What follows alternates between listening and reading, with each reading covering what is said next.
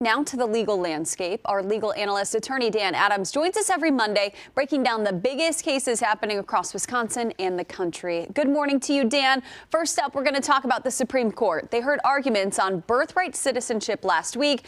What is the status of this case and controversy, and could there be a major change in how citizenship is granted in this country? Hey, good morning. Yeah, this is a very big deal.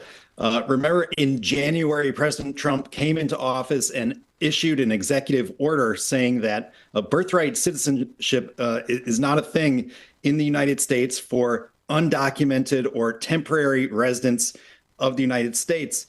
The 14th Amendment says pretty clearly that all persons born or naturalized in the United States and subject to the jurisdiction, therefore, are citizens of the United States.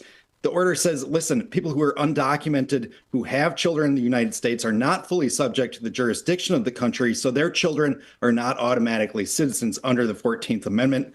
This was immediately challenged, and that happens all the time at the trial level, which we call the federal district court. And 3 district court judges blocked this executive order from taking effect. We call that a universal injunction. There's 670 district courts across the country. Any one of these trial courts can issue a universal injunction. So the Thursday arguments before the Supreme Court not only focused on the substantive part of citizenship, but more so about these universal injunctions and whether those are appropriate and what the alternative to a universal injunction would be. There's no indication yet of when the Supreme Court may actually issue a ruling on this subject. Yeah, we are waiting for that to come down eventually. Plus, P. Diddy, he had his first week of trial last week. What did we learn about the government and the defense's theories in that high-profile case?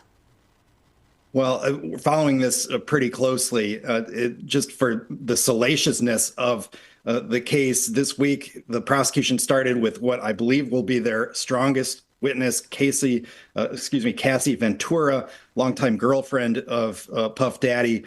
She documented basically the length of their relationship, punctuated by abuse, sexual and physical.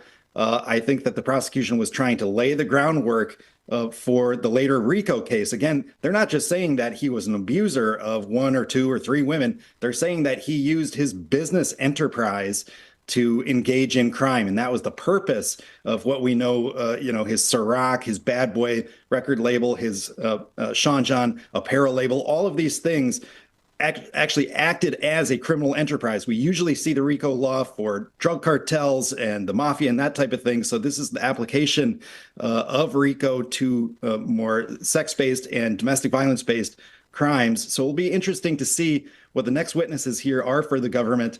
The defense has poked holes in the government's case, basically saying that Ventura engaged in this contact consensually and that there was no RICO enterprise happening.